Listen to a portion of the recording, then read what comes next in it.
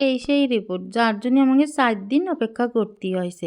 তা আমরা ৪ দিন অপেক্ষা করিনি, আমরা মোটামুটি ৮ দিন অপেক্ষা করে আইছি। একটু ব্যস্ত ছিলাম তাই রিপোর্ট নিতে আসতে পারিনি। আজকে রিপোর্ট নিতে আইছি। আসসালামু আলাইকুম। কিরাম আছেন সবাই? আশা করি আল্লাহর রহমতে সবাই ভালো আছেন, সুস্থ আছেন। আলহামদুলিল্লাহ আমরাও ভালো আছি। টুনি সহ আরকি। টুনিটা তো দেহে বোঝার মতো নেই যে ও এত অসুস্থ। ডাক্তারের কথাই কিন্তু মোটামুটি টুনি বেশ অসুস্থ। কিন্তু ওর কার্যক্রম, ওর চলাফেরা দিয়ে বোঝার উপায় নেই যে ও অসুস্থ। আল্লাহ মাফ করুক, আমার টুনি সবসময় যেন এরকম সুস্থ সবলই থাকে, এইটাই আরকি। আপনারাও একটু দোয়া করবেন। এই যে সেই কাঙ্ক্ষিত অনাকাঙ্ক্ষিত রিপোর্ট যা আমরা হাতে পাইয়ে গেছি। আর একটা মজার বিষয় আপনার সাথে শেয়ার করবো আজকে। ডাক্তারে যে রিপোর্ট দেয় না, রিপোর্ট দেওয়ার পর যে রেজাল্ট মানে ফলাফল আসে, সেই ফলাফল কিন্তু আমিও দেখতে পারি, আমার টুনাটুনির আব্বাও দেখতে পারে। আমার মনে হয় আমাদের মতো আরও ভাই বোনরা আছে যারা দেখতে পারে। কিরাম দেখতে পারি আজকে কিন্তু মেলা হাসির একটা কাণ্ড ঘটে গেছে। আজকে না, এর আগে আর যাগ্গে যে আমরা যখন রিপোর্টটা হাতে পেলাম, টুনাটুনির আব্বা রিপোর্ট দিয়ে কছে, তুমি আর তোমার মায়ে ডাক্তারের কাছে আসলে রিপোর্ট না করলে তোমাকে রোগ ভালো হয় না।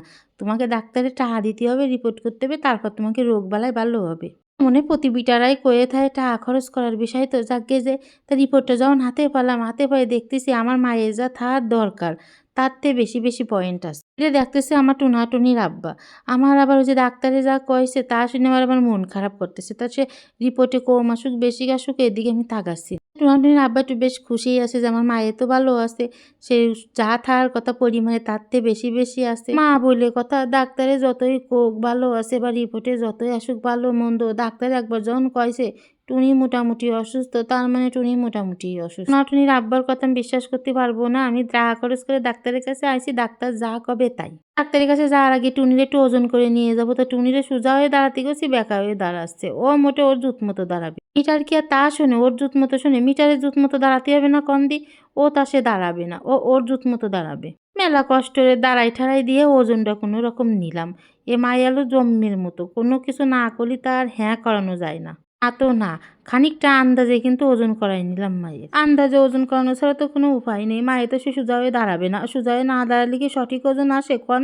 কোনোরকম ওজন টোজন করাই এখন যাবো আমরা ডাক্তারের কাছে। এখন কথাও আছে টুনাটুনির আব্বা রিপোর্ট দিয়ে যে সব ভালো ভালো কয়েছে, ডাক্তারের কাছে যাই কিন্তু সে ভালো আর ভালো নেই, খারাপ হয়ে গেছে। মানে ভালো থাকা ভালো, আমরা কিন্তু তাই জানতাম রিপোর্ট। তা ঘটনা উল্টে গেল।